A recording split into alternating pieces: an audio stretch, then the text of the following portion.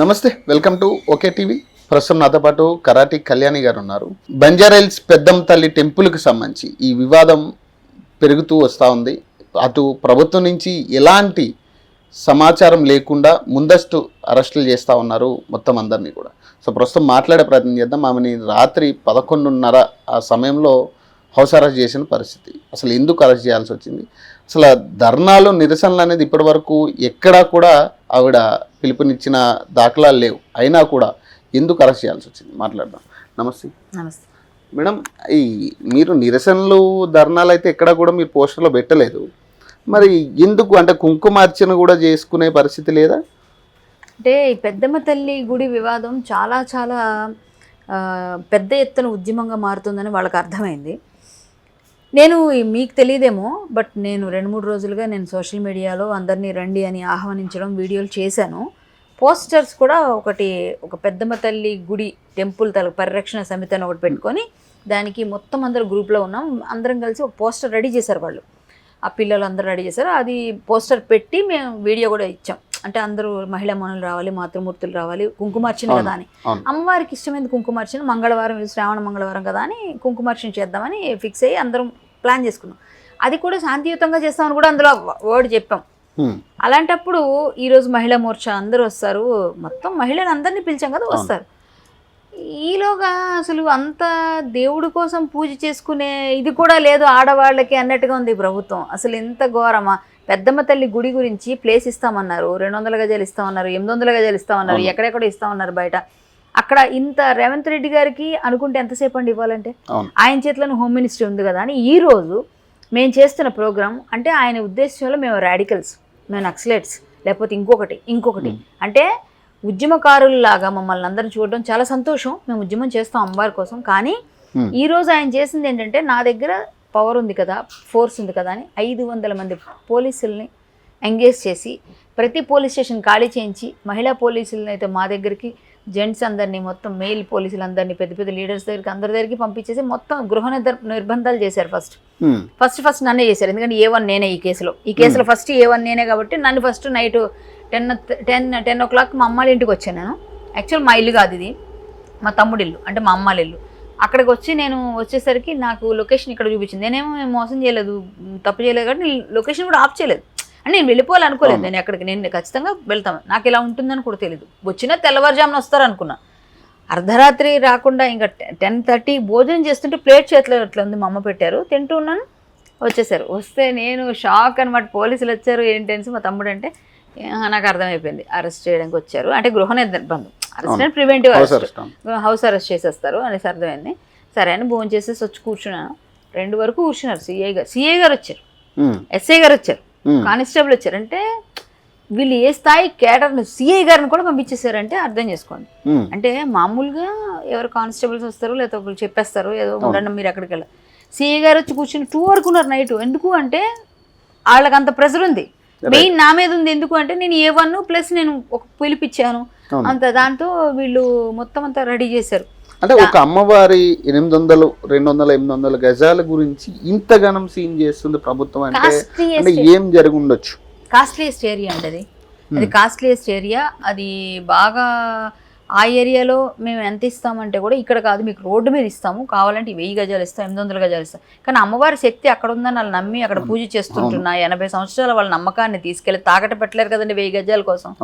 ఆ 1000 గజాలు తీసుకెళ్లి వీళ్ళు ఎక్కడో ఇస్తే కూడా అమ్మవారు అక్కడ రాదు కదా, నడుచుకుంటే టెంపరీ. ఇప్పుడు మళ్ళీ ప్రాణ ప్రతిష్ఠ చేసుకుని మళ్ళీ దానికి వీళ్ళంతా చేస్తే ఎన్నో సంవత్సరాలు గానీ ప్రాణప్రతిష్ఠ చేసి దానికి చాలా పూజలు జరిగితే పవర్, కానీ ఆ పవర్ ట్రాన్స్ఫర్ అయిపోవడం కాదు, అక్కడ ఉందని వీళ్ళు నమ్ముతున్నప్పుడు ఆ విశ్వాసాన్ని మీరు విశ్వసించాలి. కానీ అక్కడ నుంచి తీసుకెళ్ళాలి, ఇంకో దగ్గర పెట్టుకోవాలి మీరు అనడం కరెక్ట్ కాదు కదా.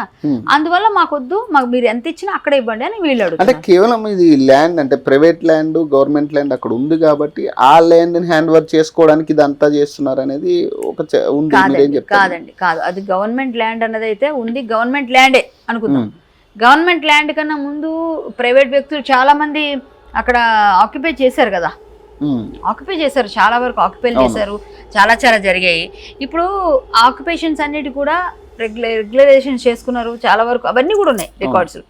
మరి 80 సంవత్సరాలుగా వాళ్ళ విశ్వాసంతో పూజ చేస్తున్న అమ్మవారినే ఎందుకు కదిపించారు మీరు?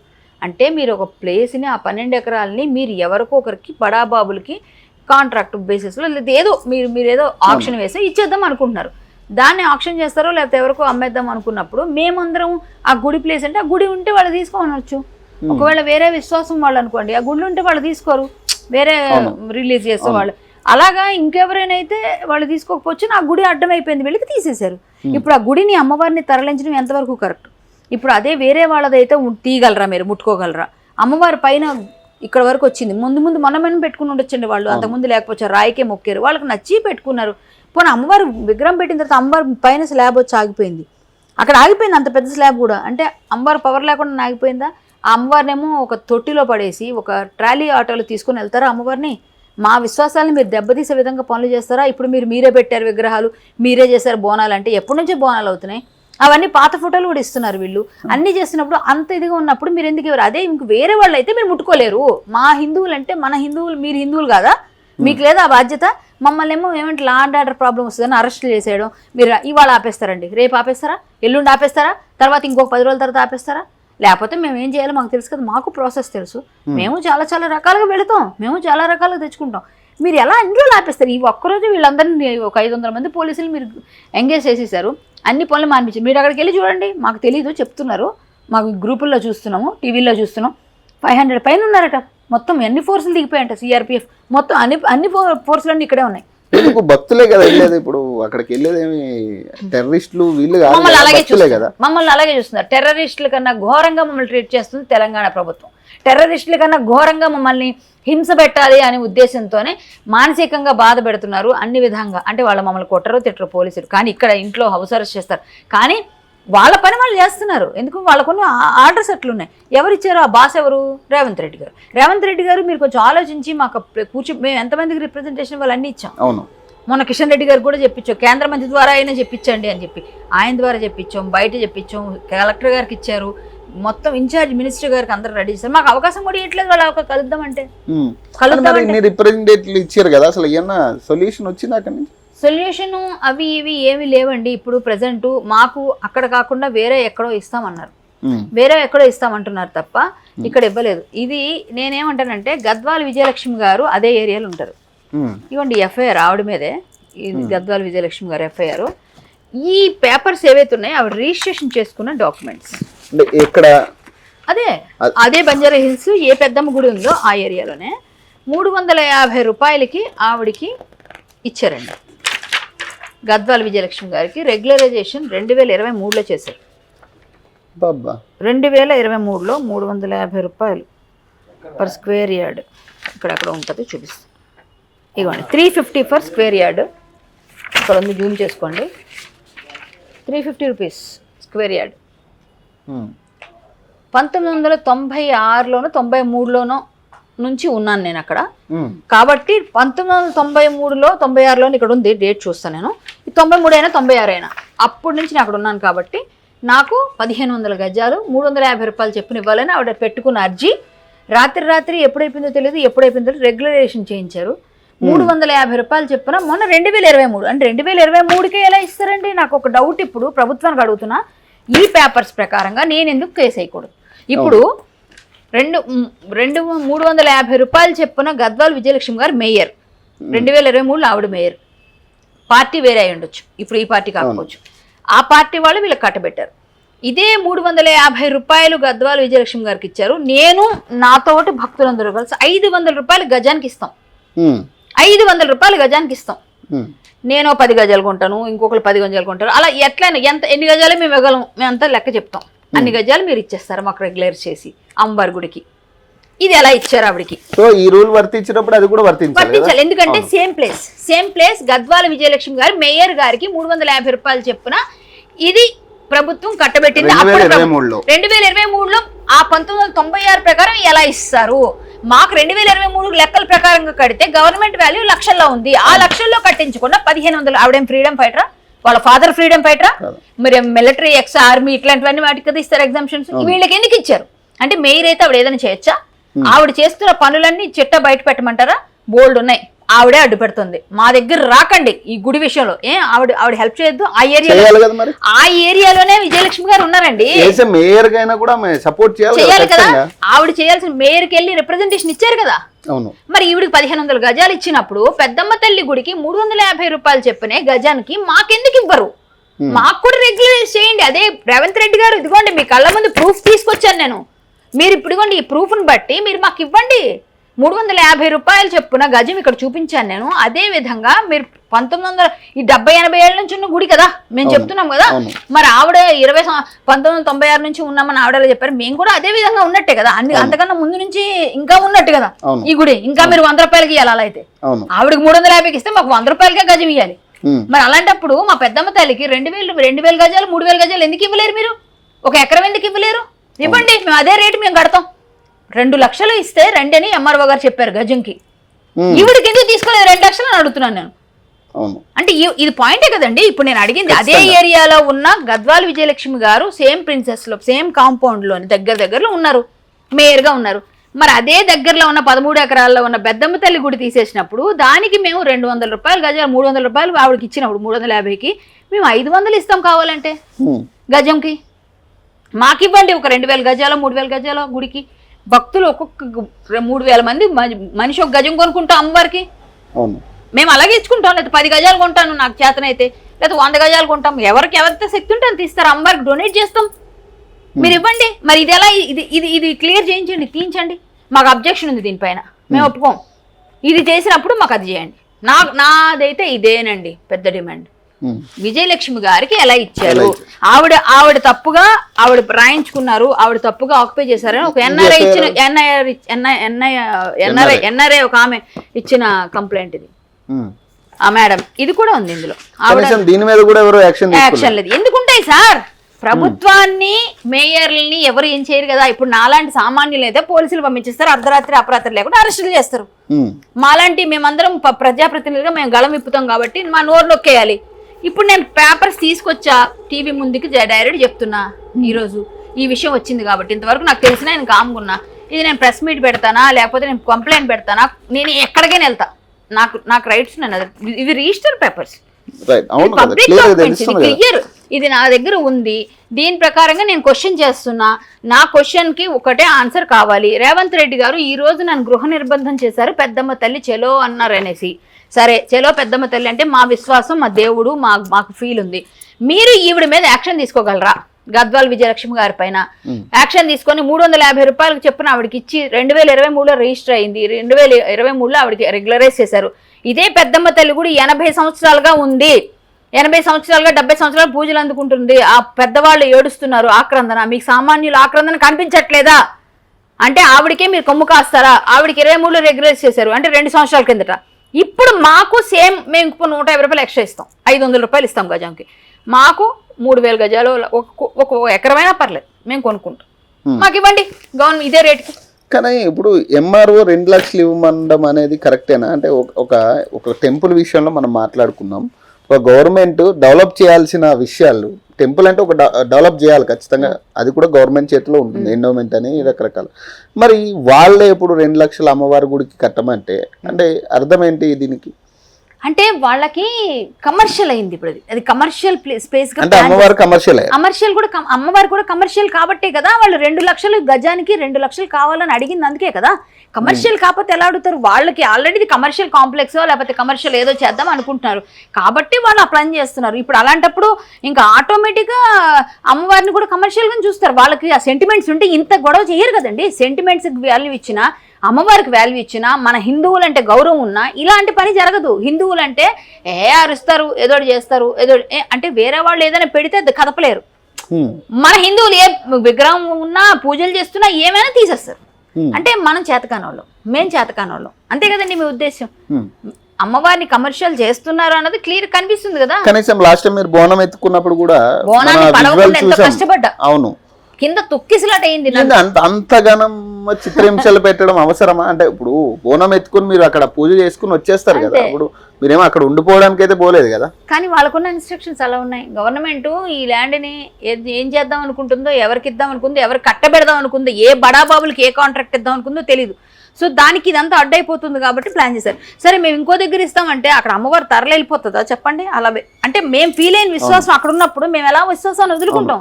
మాకు అమ్మవారు అక్కడ కనబడుతుందని వాళ్ళు ఫీల్ అవుతున్నారు, మాకు అక్కడ నమ్మకం ఉంది అనుకున్నారు, అక్కడే ఉండాలి. వేరే దగ్గర ఎక్కడికి వెళ్ళి వెళ్తుంది? మరి ఈ అరెస్టుల గురించి ఏం చెప్తారు మేడం మీరు? అరెస్టులు అయితే చాలా చాలా చాలా తప్పుడు అరెస్టులు అండి ఇవి. ఎందుకంటే ఇప్పుడు మేము వెళ్తే రేపొద్దున మేము వెళ్తే కూడా అమ్మవారికి కుంకుమ పూజ చేస్తాం. మొన్న బోనం ఎత్తుకున్నాం, అది కూడా ఒక సంప్రదాయం. కుంకుమార్చన, అలాగే మేము లలితా శాస్త్రం చదువుకోవడం ఆడవాళ్ళకి ఒక ఆనవాయితీగా చేసుకుంటాం.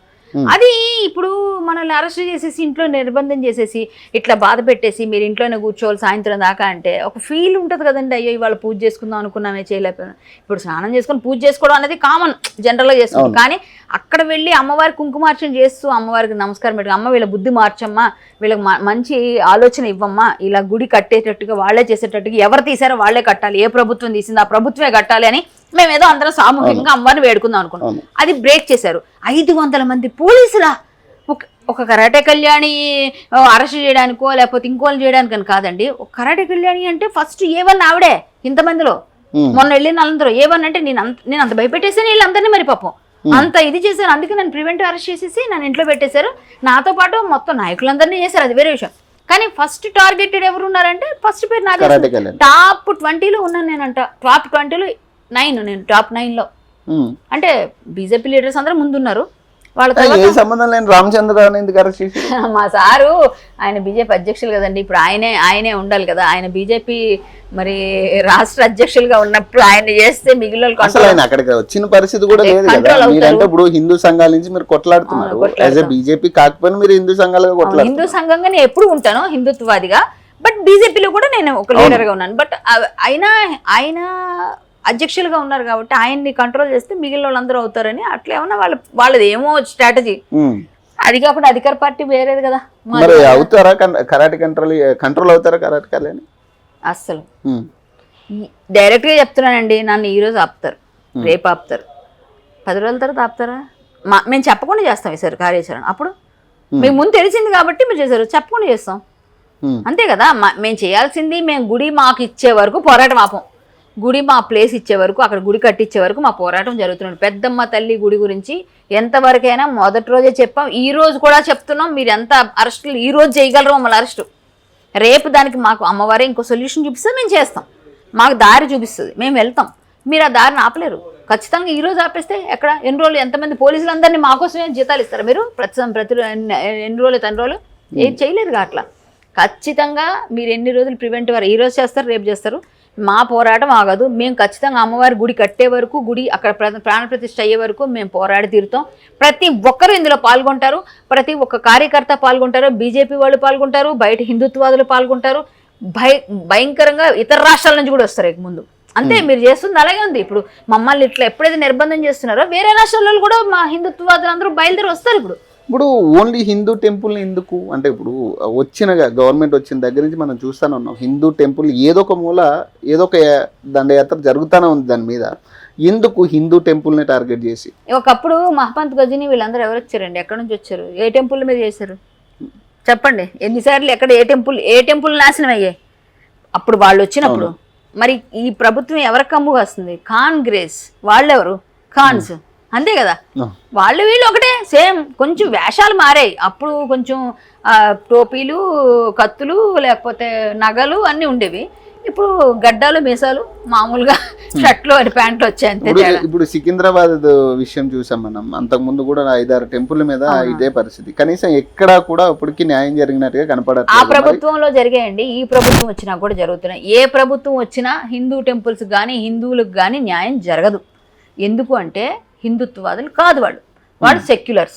వాళ్ళు ఏ విధంగా మేము సెక్యులర్ కాదా మా పార్టీ అంటే పార్టీ సెక్యులర్ వచ్చు, కానీ మేము హిందుత్వాదులు ఎక్కువగా ఉంటాం అందులో మనకెందుకు పక్కోడు సంగతి చూసుకో అట్లా వెళ్ళిపోతారు. ఏ గుడి గురించి అయినా సరే దాని గురించి పట్టుకోరు. రెండో రోజు వాడు పిచ్చోడు అని పేపర్లో వస్తుంది. వాడు పిచ్చోడు వాడితోనేంటి, వాడికి మతిస్థిమితం లేదు. ఇప్పుడు అందరూ సర్టిఫికెట్లు తెచ్చి పెట్టుకోండిరా మా వాళ్ళకి చెప్పాలి మరి. ఇంకా అంతే కదా, అందరూ సర్టిఫికెట్లు తెచ్చుకొని చూపిస్తున్నారు, మరి వాళ్ళు పిచ్చోళ్ళని చెప్తున్నారు. మాకు కూడా మత్స్యస్థితులను బోర్డు మంది ఉన్నారు, మా వాళ్ళు మా కార్యకర్తలు బోర్డు మంది ఉన్నారు, మా పిల్లలు చాలా మంది ఉన్నారు. వాళ్ళు అతను మత్స్యస్థితి లేదు, ఇల్లు మత్స్యస్థితి లేదు, మేము కూడా చూపిస్తాం. మరి అంతే కదా, వాళ్ళు అదే పని చేయగలుగుతారు కదా. మరి వాళ్ళకి అన్నట్టు మాకు అవుతుందా? మనకైతే అవ్వదు అట్లా. మనకు మాత్రం మత్స్యంతో ఉంటుంది, వీళ్ళే ముందు చెప్పేస్తారు. వాళ్ళకి మాత్రం మత్స్యంతో లేదని చెప్తారు.